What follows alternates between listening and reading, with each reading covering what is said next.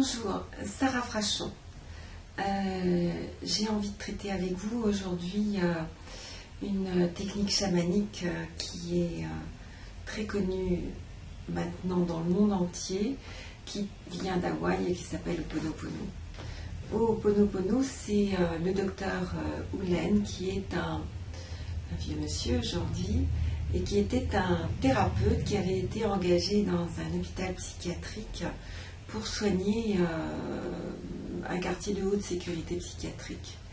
Et en fait, il nous expliquait qu'il arrivait le matin, il prenait les dossiers des patients qui étaient là, qui étaient internés, souvent parce qu'ils avaient commis des actes de violence très graves, souvent voire même des meurtres. C'était un quartier qui était extrêmement difficile, les gens se disputaient beaucoup, c'était très insalubre.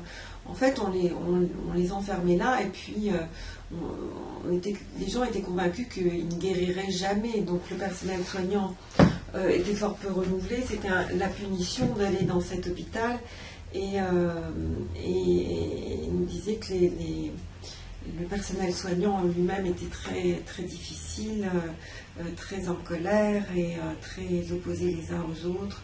Donc voilà. Et donc il a appris chaque jour en arrivant les dossiers des malades, et sur lesquels il a fait Ho'oponopono, ce qu'on va faire dans ce tapping.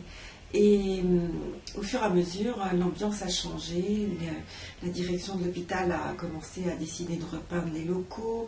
Les gens qui jusque-là, il y avait un très grand turnover, le personnel ne restait pas, ou le moins possible, s'enfuyait dès que possible, et bien les gens ont commencé à s'entendre, les malades ont eu des comportements qui se sont modifiés, et toujours le docteur Len continuait à simplement prendre ses dossiers le matin et repartir le soir après avoir fait Ho'oponopono sur ses dossiers. Il nous a expliqué que il les a jamais rencontrés. En fait, c'est un monsieur qui est charmant et souriant, et il me disait, effectivement, le personnel le regardait comme, pas un nous illuminé, mais un petit peu quand même. Et au fur et à mesure, les gens ont commencé à sortir, alors qu'il n'y avait pas de droit de sortie. Et puis à guérir de plus en plus, et à sortir pour de vrai, jusqu'à ce que ce quartier a finalement été complètement fermé. Voilà.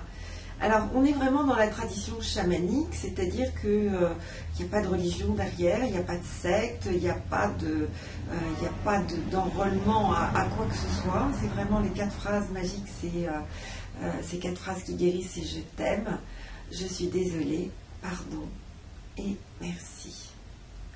Ces 4 phrases, vous les dites pendant le tapping, ça s'adresse à ce qui pour vous représente le plus Dieu. Ça peut être la puissance de l'univers, ça peut être le Dieu qui est le vôtre, ça peut être simplement à votre enfant intérieur que vous vous adressez, ça peut être également pour quelqu'un que vous aimez. Ho'oponopono, c'est vraiment de l'amour à l'état pur. Alors on y va. Point karaté. Toujours, pour commencer, je vous propose de faire la technique de tapping de démonstration. Parce que ce tapping de démonstration, c'est vraiment pour aller au-delà de toutes les résistances que l'on a. Surtout que cette technique de tapping, c'est un petit peu particulier. Et c'est vrai qu'au démarrage, vous pouvez vous dire, c'est quand même bizarre de tapoter. Je ne vois pas comment je pourrais guérir en tapotant, comment je pourrais aller mieux en tapotant. Et là, comme on va y associer Ho'oponopono, qui est incroyable, vraiment je vous engage à faire d'abord le tapping de démonstration. Et quand vous êtes prêts, vous revenez me voir, vous vous installez confortablement, vous vous asseyez. Moi aussi un peu mieux, mon fauteuil bouge, voilà, c'est mieux. Et on y va. Point karaté. Même si j'ai cette colère en moi, et vous répétez à voix haute, et que j'ai tous ces souvenirs qui tournent à l'intérieur de moi, et que je vois vraiment pas comment je pourrais me sentir mieux, simplement parce que je vais faire cette technique d'Ho'oponopono, je m'accepte complètement et profondément. Même si j'ai entendu parler de cette technique, ou bien c'est la première fois que j'en entends parler. Quoi qu'il en soit, ça a l'air d'être intéressant. Ou qu'est-ce que je risque à essayer? Je m'accepte complètement et profondément. Même si j'ai cette colère à l'intérieur de moi. Cette colère qui arrive de mon histoire de famille. Cette colère qui arrive de mon passé. Je m'accepte complètement avec cette colère. Et telle que je suis, à l'intérieur de moi. Au-dessus de la tête. Et là, vous imaginez vraiment que vous prenez toute votre vie et que vous lui dites « je t'aime ». Au niveau des sourcils, je suis désolée.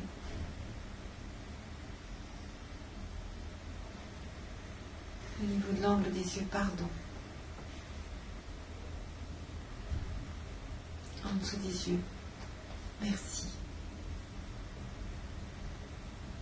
En dessous du nez, je suis désolée de toute cette douleur que je me suis infligée. En dessous de la bouche, je suis désolée de toute cette maltraitance que j'ai eue vis-à-vis de moi. En dessous des clavicules, pardon.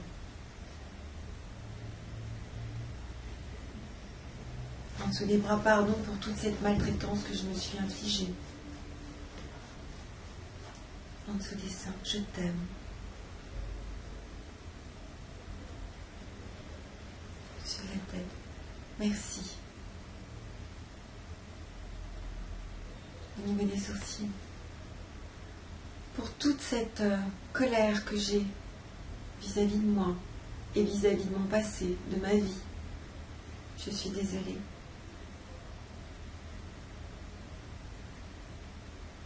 Au niveau de l'angle des yeux, pardon.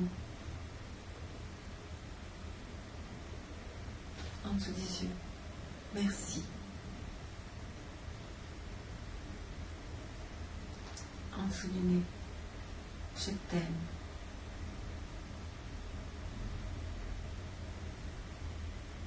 En dessous de la bouche, pour toutes les fois où je me déteste, je déteste mon corps.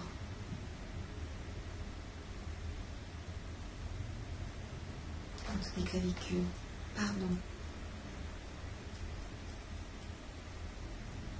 En dessous des bras, je suis désolée. En dessous des seins, merci.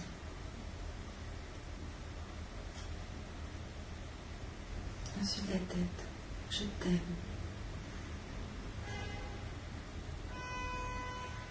Au niveau des sourcils, pour tous ces conflits que j'ai avec des gens, proches ou moins proches. Au niveau de l'angle des yeux, pardon. En dessous des yeux, je suis désolée. En dessous du nez, je t'aime. En dessous de la bouche, merci. En dessous des clavicules, pour toutes ces fois où j'ai eu honte de ce que je faisais.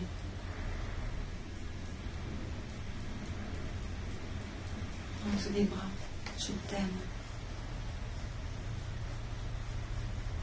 En dessous des seins, je suis désolée.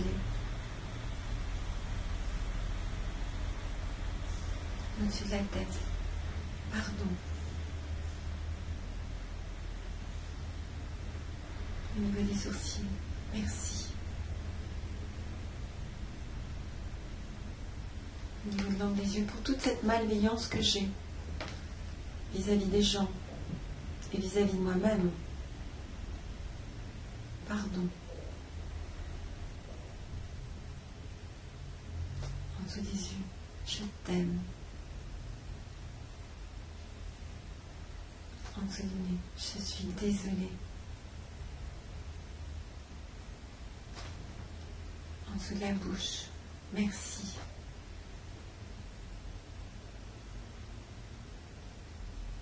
En dessous des clavicules, pour toutes ces choses qui ne sont pas réglées. Tous ces dossiers que j'ai laissés en plan. je t'aime.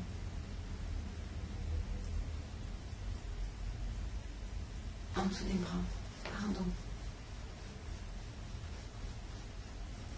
En dessous des seins, je suis désolée.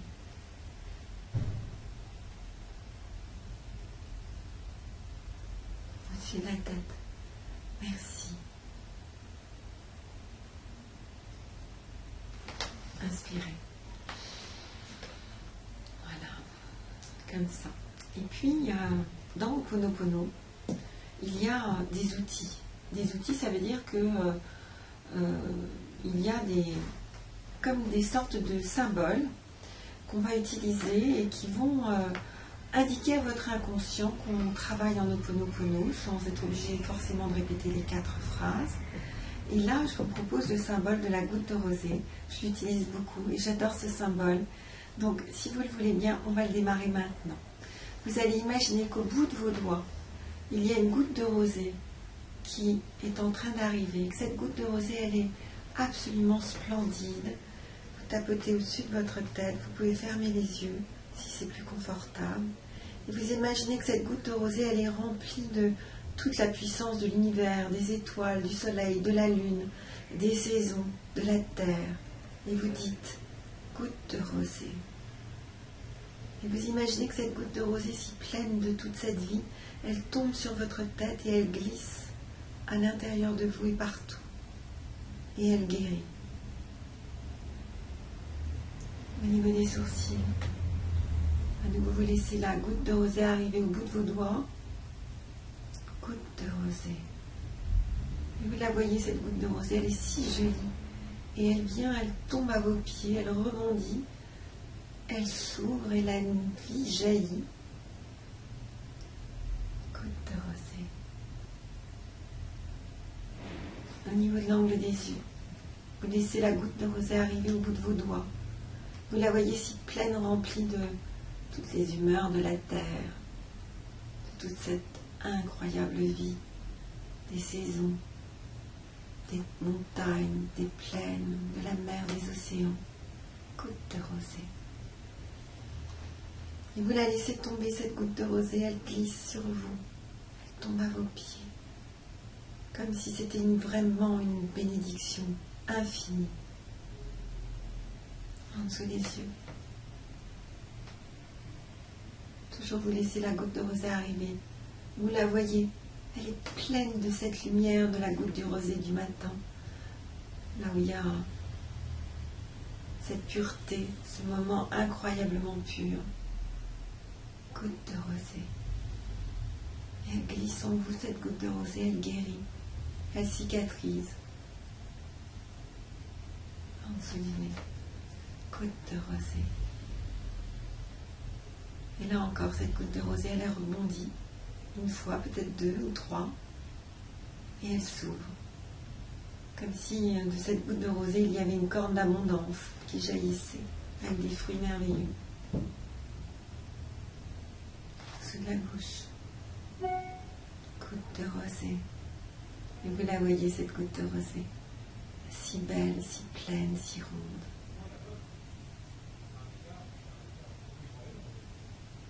En dessous des clavicules, goutte de rosée.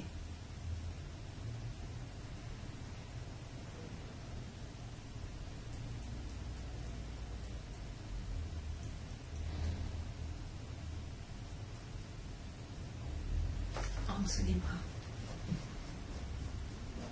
Et là, peut-être vous en faites glisser plusieurs, des gouttes de rosée. Sur votre santé, sur votre vie amoureuse, sur votre vie professionnelle, sur toute cette colère que vous aviez encore, de cette déception de vous. Et vous la laissez glisser, cette goutte de rosée merveilleuse, pleine de vie. Goutte de rosée. Et elle s'ouvre. Et l'abondance jaillit. En dessous des seins. Cette dernière goutte de rosée, plus belle que les autres, plus belle encore que toutes les autres, et qui vient cicatriser, apaiser, rassurer. Goutte de rosée.